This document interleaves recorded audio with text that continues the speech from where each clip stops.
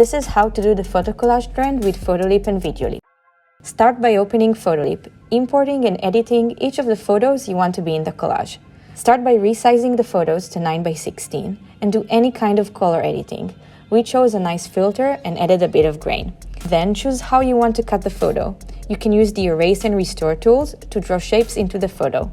Just don't forget to save each step. You can also use the Cutout tool to delete the sky or background, and again, don't forget to save both the cut and full version of the photo. Then, open Videoleap and upload your audio track.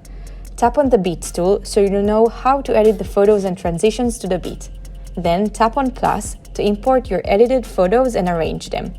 After that, import the cutout versions of these photos and either drag them to the layer above or double tap them to choose Mixer and bring them up a layer. Once you're happy with the editing, export your videos and post it for everyone to see.